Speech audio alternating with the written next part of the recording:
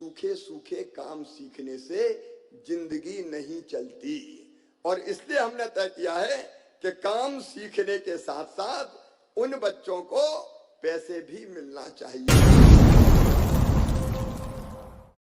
संपर्क खबर में आप सभी का स्वागत है। मैं हूं विजय तिवारी। मध्य प्रदेश के पूर्व मुख्यमंत्री शिवराज सिंह चौहान के द्वारा एक योजना लाई गई, मुख्यमंत्री सीखो कमाओ योजना। इस योजना को जब सरकार के द्वारा लाया गया तो यह बोला गया कि मध्य प्रदेश के जो बेरोजगार युवा हैं, पढ़े लिखे युवा हैं, उन्हें इस योजना के माध्यम से रोजगार दिया जाएगा। लगातार कई युवाओं के द्वारा भरा गया फॉर्म, लेकिन इस योजना के तहत अभी तक कितने युवाओं को रोजगार मिला है, यह सबसे बड़ा सवाल है। पूरी जानकारी लेकर आए हैं आप तक, और उससे पहले यह समझ लीजिए कि मुख्यमंत्री सीखो कमाओ योजना में अब तक कितने युवाओं को रोजगार मिल चुका है।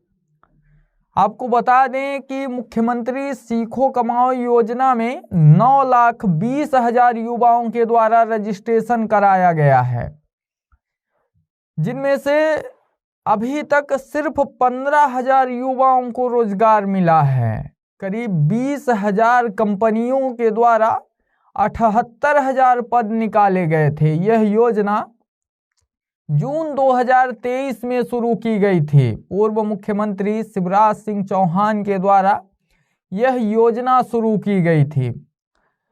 वहीं कंपनियों के द्वारा जब 78,000 पद निकाले गए, लगातार युवा फॉर्म भर रहे थे, रजिस्ट्रेशन करवा रहे थे, बावजूद इसके सिर्फ 15,000 युवाओं को ही काम मिल पाया है। कंपनियों की तरफ से 29,746 युवाओं को नौकरी के लिए ऑफर किया गया। इनमें से 21,820 युवाओं ने उस पर अपनी सहमति दी थी और अनुबंध की प्रक्रिया शुरू की गई। कंपनी और अभ्यर्थी के बीच को सत्यापित करने में सरकार ने 2,000 अनुबंध निरस्त कर दिए।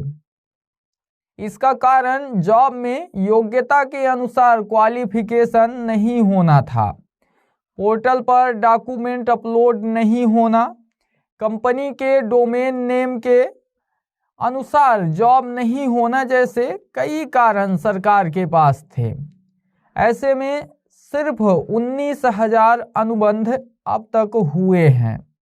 इनमें से 15,809 अभ्यर्थियों को ही रोजगार मिला है। जानकारी के अनुसार एक प्रशिक्षण और इसके बाद रोजगार की चाह में कई अभ्यर्थियों ने आवेदन कर दिए। कंपनी की तरफ से संबंधित पदों पर योग्य उम्मीदवार के चयन के लिए इंटरव्यू के अलावा अन्य कई प्रक्रियाएं अपनाई गई। इस प्रक्रिया में समय लगने के कारण कई पदों के लिए अभी तक अनुबंध प्रस्ताव कंपनियों की तरफ से जारी नहीं किए गए हैं। मुख्यमंत्री सीखो कमाओ योजना में कंपनियों की तरफ से अनुबंध जारी करके 7 दिन में उसे स्वीकृत करना था, लेकिन ऐसा नहीं हुआ। ऐसा करने पर अनुबंध स्वतः ही निरस्त हो जाएगा। इस शर्त के कारण कई कंपनियों के ऑफर निरस्त हो गए। युवाओं को जो कंपनियों की तरफ से ऑफर भेजे गए तो इस शर्त पर भेजे गए थे कि अगर 7 दिन के अंदर उसे स्वीकार नहीं किया जाता है, उसका कोई जवाब नहीं दिया जाता है, तो वह अपने आप ही निरस्त हो जाएंगे। ऐसा ही हुआ मध्य प्रदेश में भी। कई कंपनियों के ऑफर निरस्त हो गए। अब कंपनियों के द्वारा दोबारा चयन प्रक्रिया की कार्यवाही की जा रही है। 18 से 29 वर्ष तक के आयु के मध्य प्रदेश के स्थानीय निवासी होना जरूरी इसमें बताया गया है। जब यह योजना आई तब मध्य प्रदेश सरकार के द्वारा एक शर्त रख दी गई कि 18 से 29 वर्ष की आयु में रहें जो भी अभ्यर्थी हैं और मध्य प्रदेश के स्थानीय निवासी हों, इसका भी निवास प्रमाण पत्र उसमें जरूरी कर दिया गया। शैक्षणिक योग्यता 12वीं पास, ITI या उससे उच्च होना चाहिए। योजना के तहत चयनित युवा को छात्र प्रशिक्षणार्थी कहा जाएगा। मध्य प्रदेश सरकार के द्वारा जो योजना निकाली गई, इसमें कई नियम लाए गए, साथ ही साथ कुछ नियम फिक्स कर दिए गए कंपनियों के समक्ष भी, और यह कहा गया कि 12वीं जो उत्तीर्ण हैं इन्हें 8,000 रुपये से ऊपर मिले, लेकिन नीचे ना रहे, 8 से कम नहीं होना चाहिए। ITI उत्तीर्ण जो हैं इन्हें 8,500, डिप्लोमा उत्तीर्ण को 9,000 तथा स्नातक उत्तीर्ण या उच्च शैक्षणिक योग्यता को 10,000 रुपये रहना चाहिए। ये मैक्सिमम सैलरी सरकार के द्वारा फिक्स कर दी गई थी। तकनीकी शिक्षा, कौशल विकास एवं रोजगार विभाग के अपर मुख्य सचिव मनु श्रीवास्तव ने बताया कि योजना के लिए दोबारा से पोर्टल शुरू कर दिया गया है। विधानसभा चुनाव की आचार संहिता के चलते अनुबंध प्रक्रिया को रोका गया था।